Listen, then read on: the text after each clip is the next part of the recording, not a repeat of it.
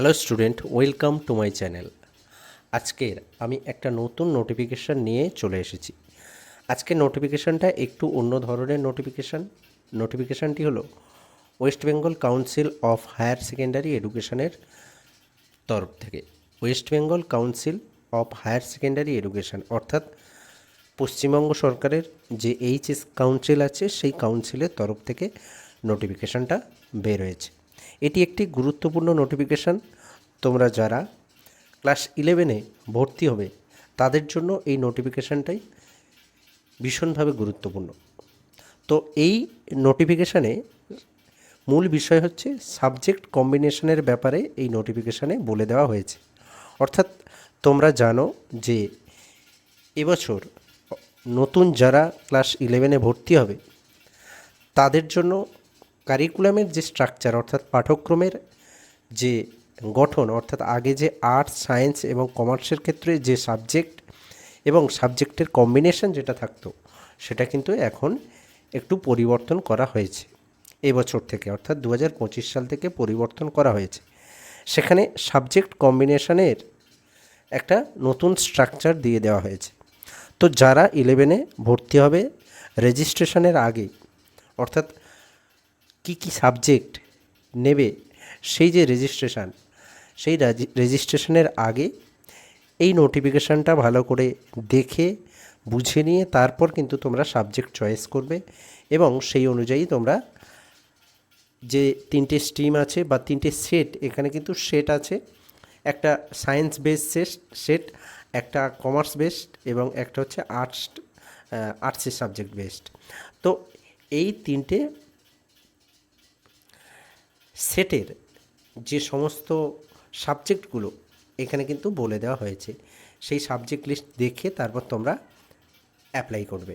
সাবজেক্টের জন্য তোমরা কোন সাবজেক্ট নেবে সেটা কিন্তু অ্যাপ্লাই করবে।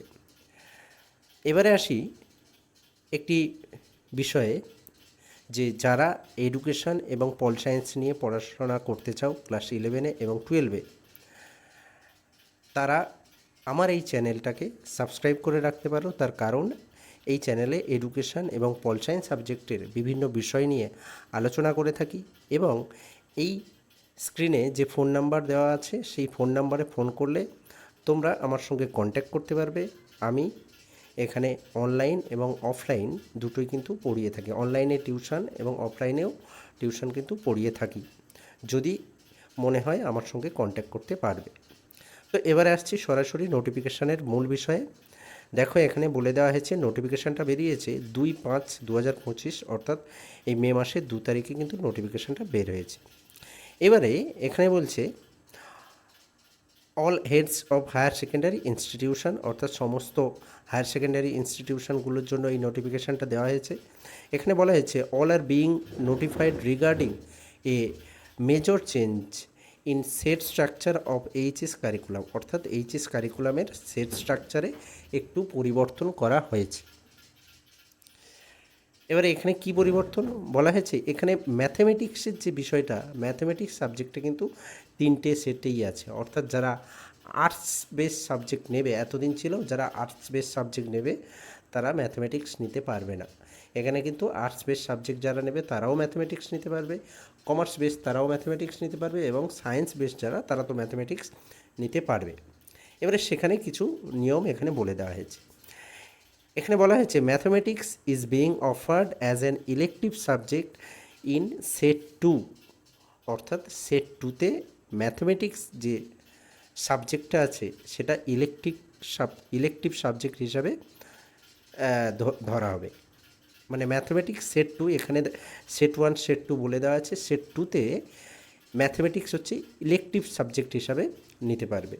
তারপর বলেছে a student must score 35% in mathematics in Madhyamik examination or equivalent for being eligible to opt for mathematics in class 11, অর্থাৎ কোনো স্টুডেন্টকে ম্যাথমেটিক্স নিতে গেলে তাহলে তাকে অবশ্যই মিনিমাম 35% মার্কস মাধ্যমিকে বা তার ইকুইভ্যালেন্ট এক্সামিনেশনে পেতে হবে। অর্থাৎ ম্যাথমেটিক্স নিতে গেলে 35% মার্কস কিন্তু অবশ্যই পেতে হবে মাধ্যমিকে।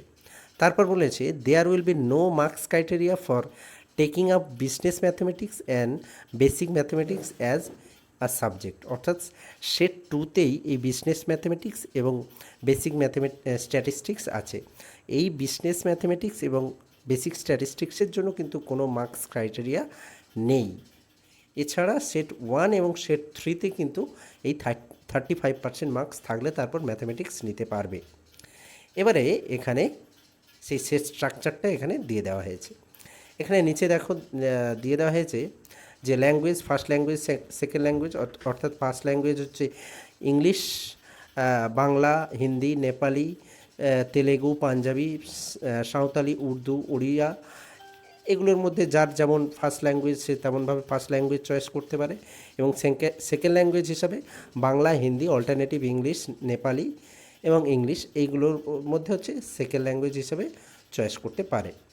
যাদের মাতৃভাষা বাংলা তারা অবশ্যই ফার্স্ট ল্যাঙ্গুয়েজ বাংলা নেবে এবং সেকেন্ড ল্যাঙ্গুয়েজ ইংলিশ নেবে। এইভাবে যাদের যেমন ভাষা সেই হিসাবে নিতে পারে। এবারে কিন্তু এই সেট স্ট্রাকচারের যে ব্যাপারটা এখানে কিন্তু বলে দেওয়া হয়েছে। সেট ওয়ান, যেটা বিশেষত সায়েন্স বেস সাবজেক্ট, এখানে ফিজিক্স অথবা নিউট্রিশন, অর্থাৎ ফিজিক্স নিতে পারে অথবা নিউট্রিশন নিতে পারে। এই যে দেওয়া আছে মানে হয় তোমাকে ফিজিক্স নিতে হবে, নয় নিউট্রিশন নিতে হবে। তুমি ফিজিক্স এবং নিউট্রিশন একসাথে নিতে পারবে না। তার কারণ হচ্ছে পরীক্ষা বেসিক্যালি একই দিনে পড়ে থাকে, মানে ফিজিক্সের যেদিন পরীক্ষা হবে নিউট্রিশনেরও সেই দিন, সেই সময়ে, সেই দিন পরীক্ষা হবে। সেই জন্য যে কোনো একটা তোমাকে নিতে হবে।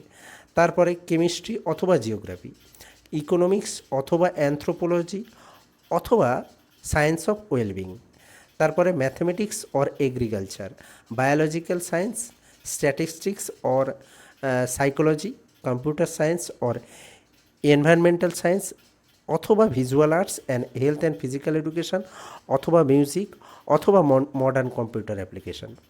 তারপরে আছে সাইবার সিকিউরিটি অথবা আর্টিফিশিয়াল ইন্টেলিজেন্স এবং ডেটা সায়েন্স অথবা ফিশারিজ অ্যান্ড অ্যাকুয়াকালচার, এই সাবজেক্টগুলো নিতে পারো। তারপরে আছে one vocational subject offered by council, অর্থাৎ একটা ভোকেশনাল সাবজেক্ট কাউন্সিল থেকে দিয়ে দেওয়া হতে পারে। Maybe selected optional elective subject only, অর্থাৎ সেটা ইলেকটিভ সাবজেক্ট হিসাবে থাকবে। অর্থাৎ সেট ওয়ানে এই সাবজেক্টগুলো তুমি নিতে পারবে যদি সেট ওয়ান তুমি চয়েস করো। আচ্ছা, সেট টুতে যদি তুমি চয়েস করো সাবজেক্টগুলো, তাহলে অ্যাকাউন্টেন্সি, দ্বিতীয়ত হচ্ছে বিজনেস স্টাডিজ, তৃতীয়ত commercial law and preliminaries of auditing অথবা স্ট্যাটিস্টিক্স।